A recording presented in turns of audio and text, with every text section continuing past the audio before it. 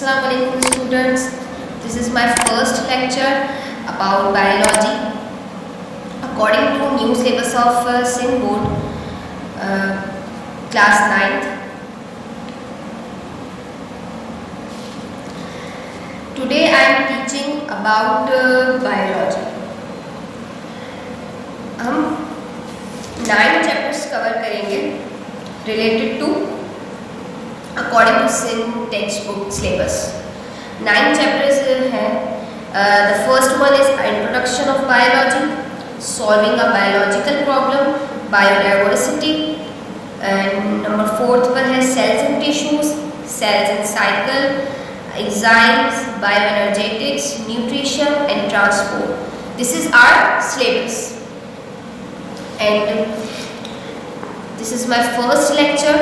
Kindly subscribe my channel teaching by me. My channel name is teaching by me. Like and share. And एक और बात कि इसके अलावा बायोलॉजी के अलावा मैं आप लोगों को physics, chemistry, maths of class 9th and 10th वो भी कवर करवाऊँगी. And basic English grammar. Basic English grammar का मतलब कि आप लोग उसमें tenses, active voice and active voice, tenses, narrations and translations and much more. Okay, and now we start introduction of biology. से हम स्टार्ट करते हैं. एंड इंट्रोडक्शन ऑफ बायोलॉजी में हमारे पास है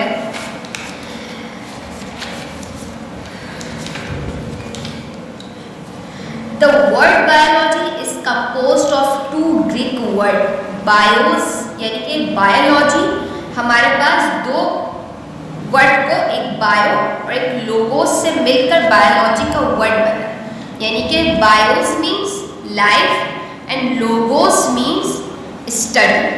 यानी कि biology means life and logos means study.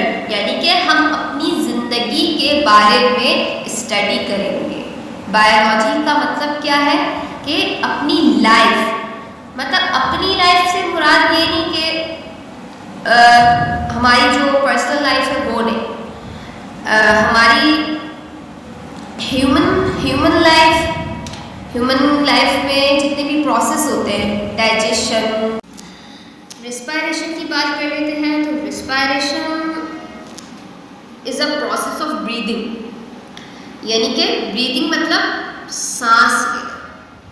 Urdu में अगर हम इसको बोलें तो सांस लेने को बोलते हैं ब्रीदिंग.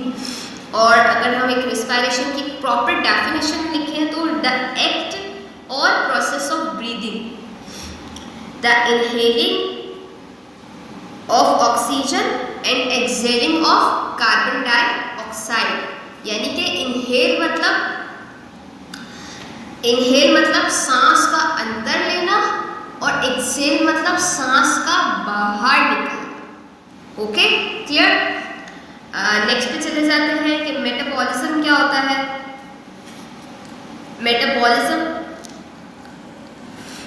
मेटाबॉलिज्म होता है कि फूड ब्रेकिंग. फूड ब्रेकिंग क्या, कि अगर हम इसकी प्रॉपर डेफिनेशन देखें तो the chemical reaction in the body cells. हमारे ऐसे केमिकल्स हैं बॉडी के अंदर जो फूड को ब्रेक कर देता है और इसको कन्वर्ट कर देता है किसमें, एनर्जी में उसको कन्वर्ट कर देता है. अब एक प्रॉपर अगर हम उसको डेफिनेशन में कन्वर्ट करें, आप लोग लिखना चाहें तो आप लोग यूँ लिख सकते हैं कि the chemical reaction in the body cell that change food into energy. यानी कि फूड को वो चेंज कर देता है एनर्जी में. उसके बाद हम चले जाते हैं ग्रोथ पर. ग्रोथ किसको बोलेंगे? ये तो बहुत नॉर्मल सी बात है कि अगर हम देखें कि एक प्लांट की एग्जांपल ले लेते हैं. प्लांट के लिए हम एक बीज उगाते हैं, बीज डालते हैं ज़मीन के अंदर.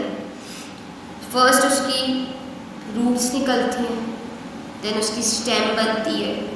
वो क्या हो रहा होता है, उस प्रोसेस को हम क्या बोलते हैं कि ग्रोथ हो रही है. ओके, ग्रोथ हो रही है. अच्छा, ग्रोथ की डेफिनेशन लिखे तो क्या, the increase in cell size and mass of the body.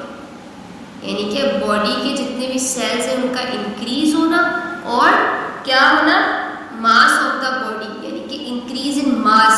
Mass means weight, mass हम रिप्रेजेंट करते हैं वेट। ओके, नेक्स्ट वन पे चलते हैं, development. Development refers to the physiological change and की बात कर लेते हैं कि the increase in development refers to the physiological change and maturation of organisms. यानी कि क्या मतलब, फिजियोलॉजिकल में चेंज का मतलब ये है कि फिजिकल चेंज उसका क्या है।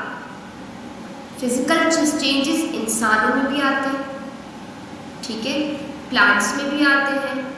जब वो एक प्लांट जब मैच्योर लेवल पे आ जाता है तो उसके अंदर फ्लावर्स आपने देखा होगा, किसी किसी प्लांट्स के अंदर सिर्फ वो ग्रीन प्लांट होता है, कोई प्लांट होता है तो उसके अंदर प्रोसेस करें तो वो फ्लावर्स की उसके अंदर ग्रोथ होना शुरू हो जाती है।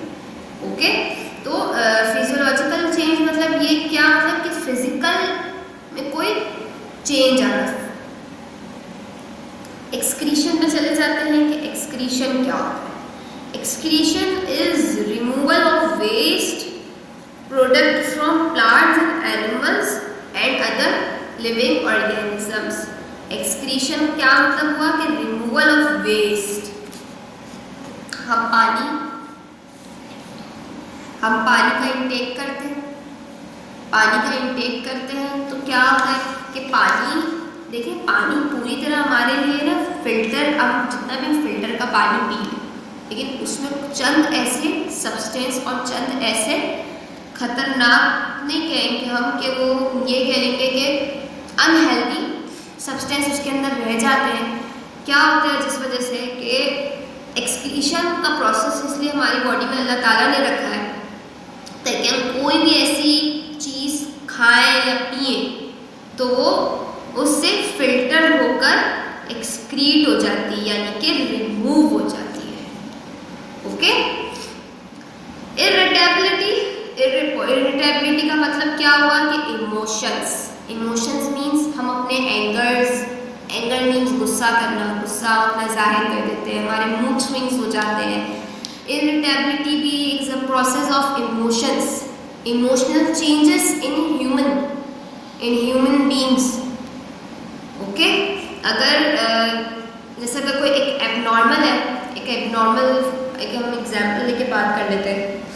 अल्लाह ताला ने हमारे अंदर इरिटेबिलिटी के प्रोसेस क्यों रखा है कि हम अपने, अगर हमें लगता है कि यार कोई इंसान हमें कोई गलत बात कर रहा है तो हम उसको एंगर इश्यूज और फॉरन मूड स्विंग्स हमारे हो जाते हैं।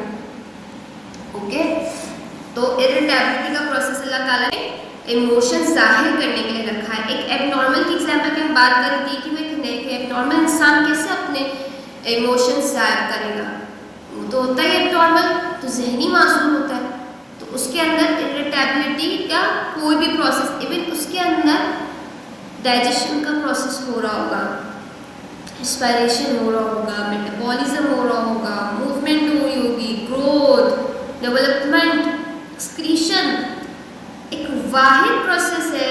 इरिटेबिलिटी वो नहीं होगा, उसको कोई मार भी रहा होगा तो उसको पता नहीं चलेगा कि क्या हो रहा है उसके साथ, किसी से नाराज नहीं होगा या किसी को भी एक्सपायर कुछ भी नहीं, इमोशंस अपना जाहिर नहीं कर सकेगा।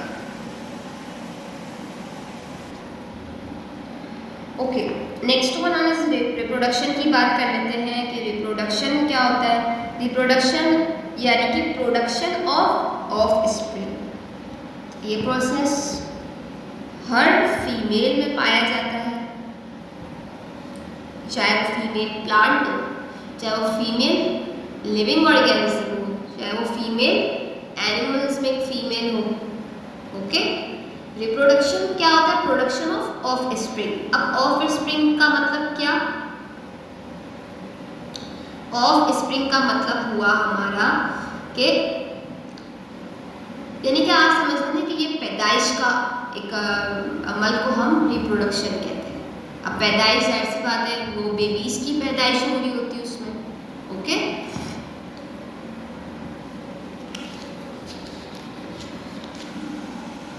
ओके स्टूडेंट्स, चैनल को काइंडली सब्सक्राइब कीजिए, लाइक कीजिए एंड शेयर कीजिए। आगे आप लोगों को बहुत सारी ऐसी हेल्पफुल वीडियोस मिलेंगी और हम इम्पॉर्टेंट MCQs, इम्पॉर्टेंट जब आप बोर्ड के एग्जाम्स तक करीब आएंगे इंशाल्लाह नेक्स्ट ईयर तक, तब आप लोग के लिए आप लोग मुझसे नोट्स भी ले सकते हैं।